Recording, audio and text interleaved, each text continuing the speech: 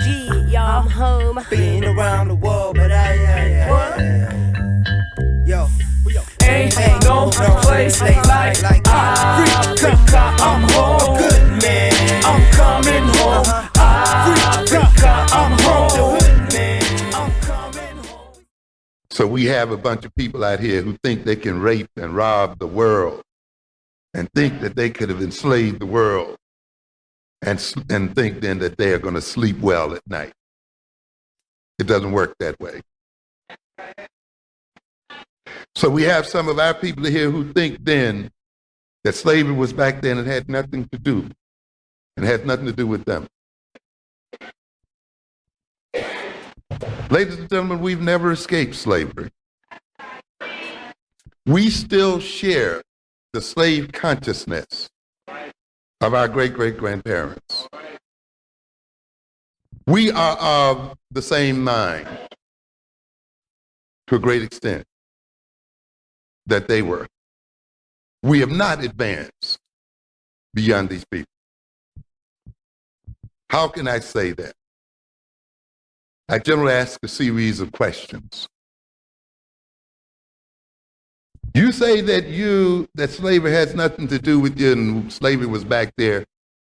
And I ask you the question then, what language do you speak?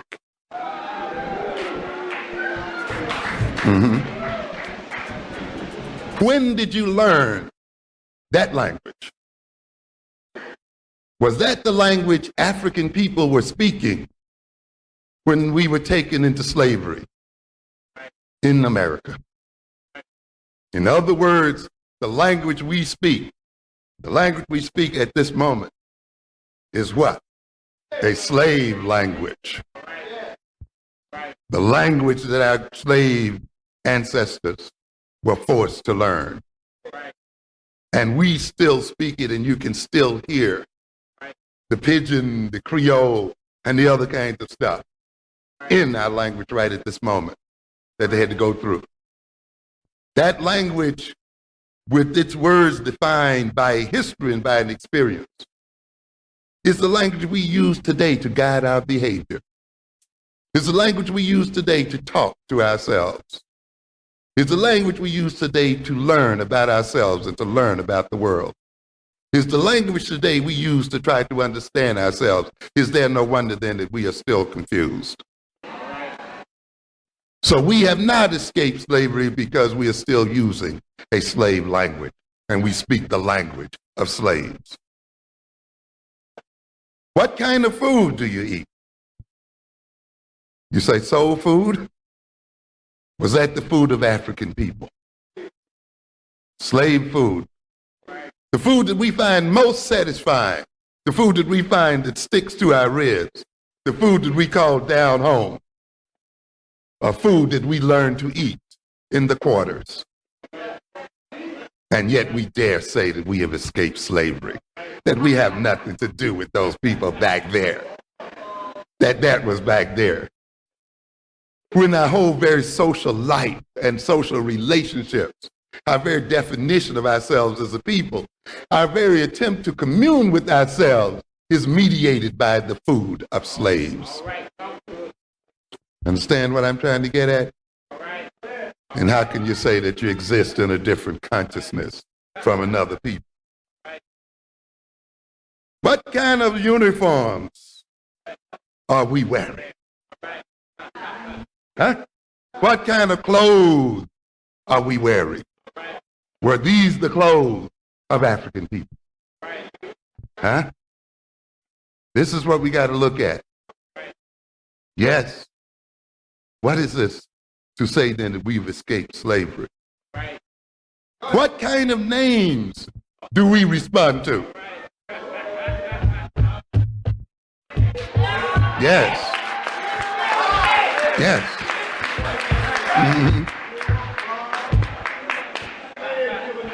Tamikas and all these other things we got going out here.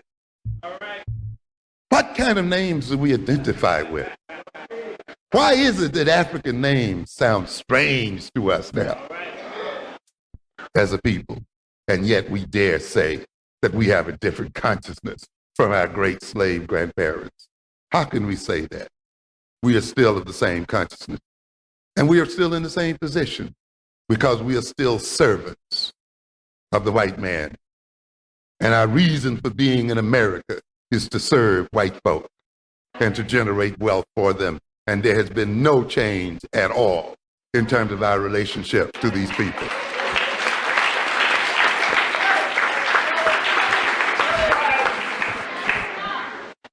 The values that we pursue are slave values and the values of servants. The social relations that we create and interact with were built and developed during the periods of slavery. We have not escaped it at all. But it is time for us to change the slave consciousness, this consciousness of servitude that is still too much with us today.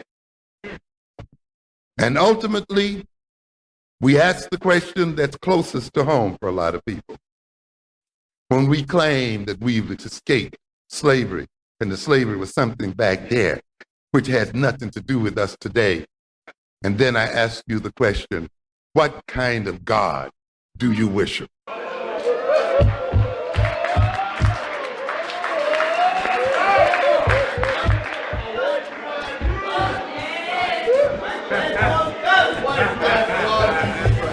What's the name of it? Who taught you to praise him? Was this the God you were praying to before you were brought to these shores? Was this the religion you had before you were brought to these shores? Can you name one African God? How can you then, who define yourself, the very essence of yourself and the very essence of your soul, and organize the very nature of your life here on earth, based on a God handed to us by our slave masters, claim that you have no slave consciousness and are not related to slavery? In other words, then, ladies and gentlemen, we are not Africans. We are possessed by spirits and demons.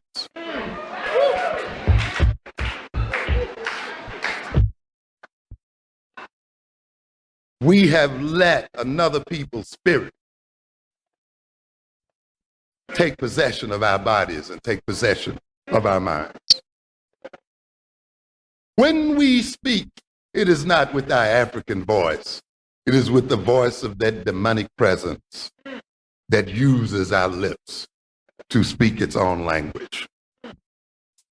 Yes. Yes, and we have to recognize this.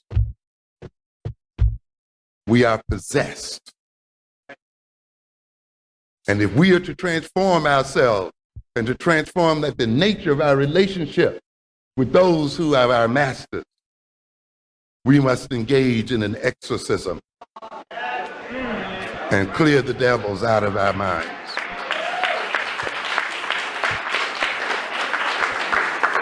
And at this time, then, it'll pay you to read a little bit about demonic possession. And we have to be demonically possessed. Because if we talk about black on black violence, self-defeating behavior, self-destructive behavior, then we could not be possessed by a beautiful and wonderful God. We must be possessed by a demon. It's interesting to look at the literature on possession. We have a couple of types of possession. One is called a somnambulistic possession. Somnambulistic. Soma, in this instance, having to do with sleep. You hear it in the word somninex. Ambulistic, to move around. Ambulatory, right? So we're talking about people who are what? Sleepwalking. They're not awake, but they're walking around. The body is moving and it is walking in an organized fashion and walking systematically, but the person is still asleep. And in somnambulistic possession then, the individual's original self has been repressed and displaced, and the spirit, and he identifies with the spirit that possesses him.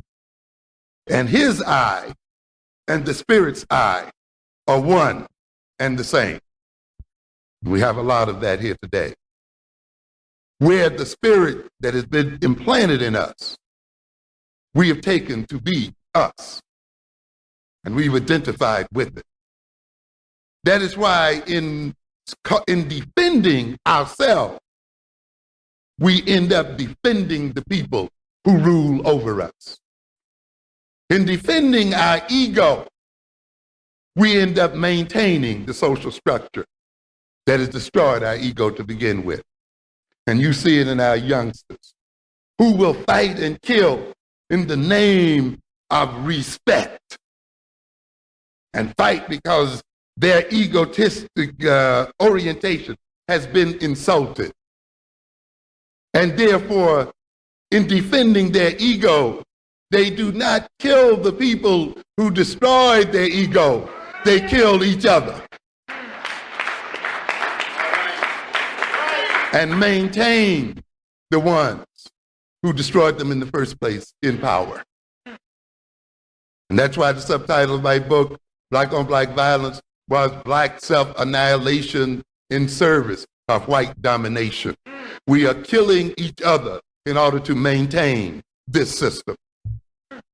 We have let ourselves become possessed by a spirit such that when we become aggressive, we aggress against the self instead of those who are the source of our aggressive orientation. We talk a lot as a people about self-hatred. Self-hatred is a personality configuration. It is a form of personality organization. It is an orientation toward the world and toward oneself. Self-hatred, then, is the white man's greatest protection against being destroyed by the black man. To a good extent, self-hatred is the white man's defense mechanism, is the white man's form of self-defense. How can we say that? To a great extent, one function of the personality is to direct energy, to direct aggression, to channel aggression and energy and wishes and impulses in particular directions, to organize feelings, to organize energy, to achieve certain ends. Those things that we hate, often then when we are angry or hostile, we aggress against them, don't we? We attack them often. We destroy them. Then we have a problem, don't we? If we attack the things we hate, if we attack the things toward which we hold hostility, when we are overly frustrated and when we are angry, then what happens if that thing we hate is ourselves? It means then, ladies and gentlemen, that when we become frustrated and angered as a people, when we are overwrought by feelings of hostility, and our self-hating personality seeks to channel that hostility and channel that aggression, it's going to channel the aggression right back on to the self, because that's the thing we hate most. So consequently, black anger then becomes a conduit for black self-destruction, for black self-defeat. The object of our hostile, aggressive feelings become ourselves. And you can see then how the white man is protected by that personality structure, right? While he stokes our anger, while he stokes our hostility, while he stokes our frustration, And while we get mad and we want to strike out, when we decide to strike out and aggress, we strike out and aggress against the self. And by doing so, he is left untouched and unscathed. And therefore, our self-hatred becomes his principal means of defending himself and of maintaining himself. One of the things that frightened him most about the Ferguson case was that Ferguson's self-hatred mechanism broke down.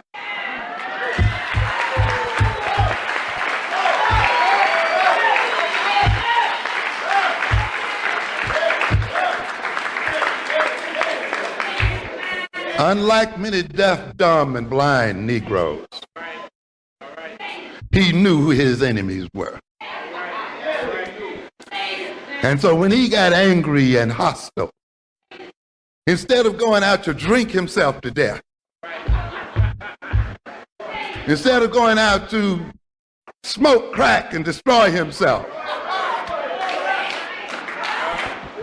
instead of going out to killing someone who looked like himself, instead of going out to commit suicide and put himself in a place to be destroyed by somebody else, he went directly to the source of his frustration.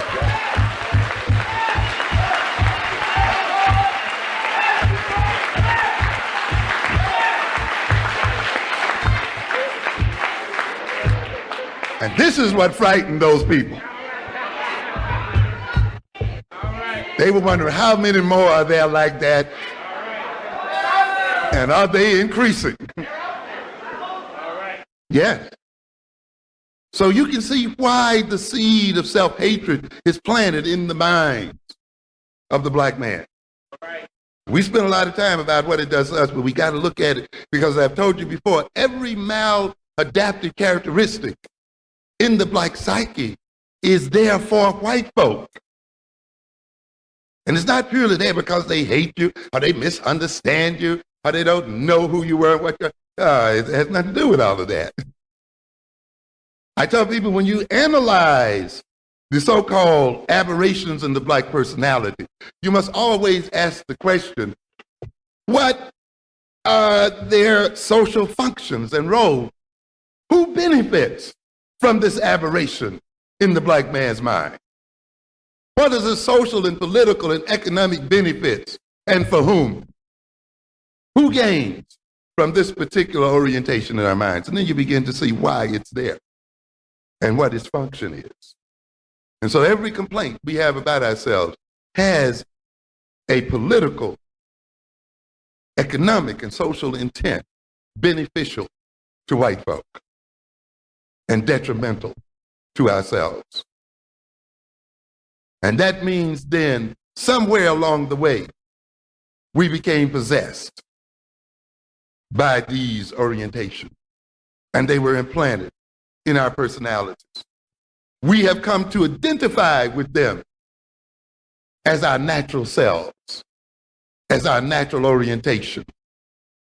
We have assumed that they represent who we are. And we have now then found many ingenious ways to defend the demons that possess us. And ultimately then, those demons destroy us and have us destroy others like ourselves. There's another form of possession we call lucid possession. In this sense, the person at least has a sense of self, and they have the sense that there's another spirit in them. And they struggle with that spirit, sometimes losing the battle every now and then. They become obsessed with their struggle with this spirit. And in a sense then are disenabled by that struggle. So some of us are in that state. We're not quite satisfied with the identity we have. We know somehow that there's a deeper African self in us. We're also aware that there's a Eurocentrically implanted demon in us, and we wrestle with it daily. There's another type of possession we talk about here, and that's spontaneous. What has sort of occurred spontaneously against our will. This is in contrast to one we talk about as artificial, one deliberately created. What do we mean by that? When we go into a particular social setting, such as a church or such as a rock concert or the like, and we go through a set of rituals and behavior, we go there and go through these behaviors and rituals and songs and dance as a mean of deliberately being possessed by what? The Spirit. And having our bodies taken over and being possessed, and then we say, we feel what? The Spirit. We feel the Spirit living within us. And so consequently, much of our life is about provoking through artificial means spirits which take over us and assume control of our behavior. Latent possession means when we are possessed and we don't even know that we are possessed. And I think that defines a lot of us. We're not even aware, and those are the hardest ones to break through because they don't sense any kind of split within the personality. They and their possessing spirit are one and the same. And when you try to exorcise their possessive spirit, they feel as if you are attacking them personally. And in defending their person, they defend the spirit that possesses them. Let's be a little more concrete, and I want to just give you an example of what I mean by this. You know, and in the literature, we talk about these spirits as what we call the incubi and the succubi.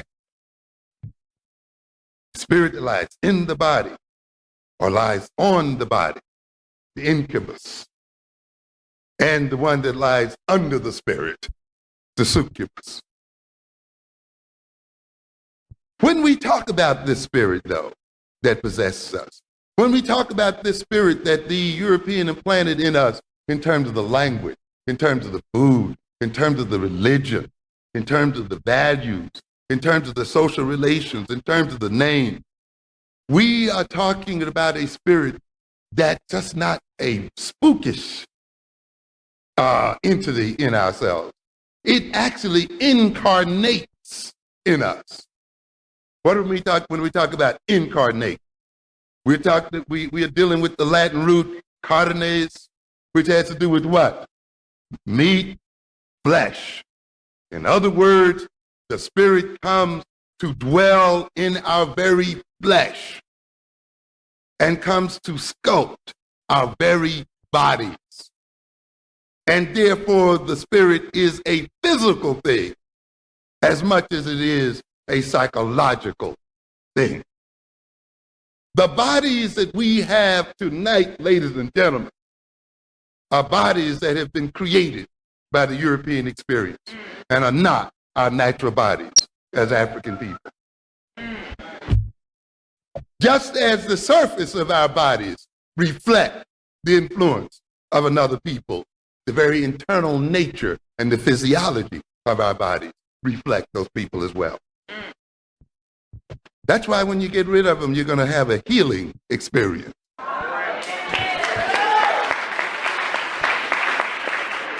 And your whole body will change. I've read some of this before, but let me read it again, I think, in this context.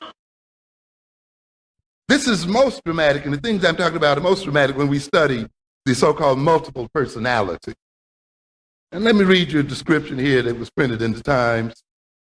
And those who might be familiar with it, indulge me here, because I think it points out to something. It begins, when Timmy drinks orange juice, he has no problem. But Timmy's just one of close to a dozen personalities who alternate control over a patient with multiple personality disorder. And if those other personalities drink orange juice, the result is a case of hives. What are we saying here?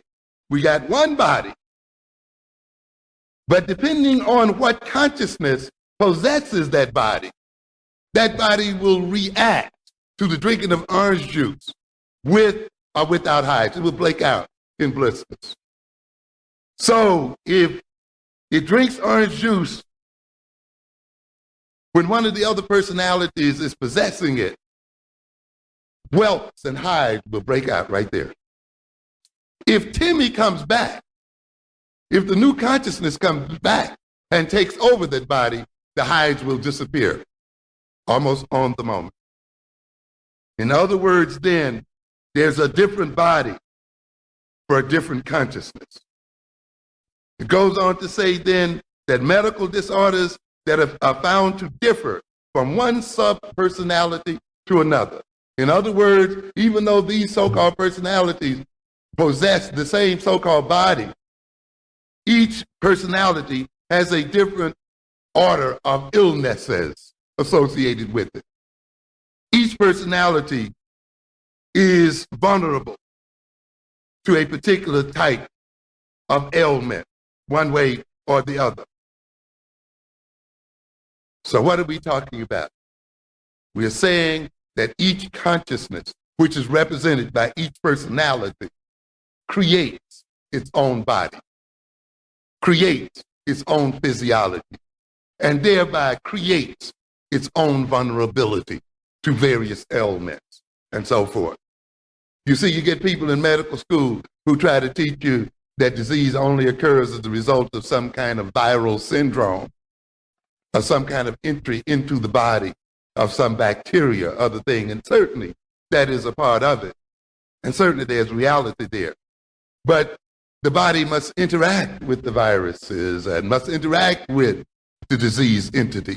And this is what we talk about when we talk about the immune system, that health is not necessarily the absence of the disease, but the capacity of the body to resist the disease, to stand up against the disease. And so consequently then, when these bodies are taken over by different personalities, these personalities apparently change the nature of the immune system of those bodies, making them vulnerable to diseases when one personality is present and not so when another is present. Which means, ladies and gentlemen, then, that the nature of the consciousness which possesses us as persons will to a degree determine the illnesses to which we are vulnerable as a person and as people.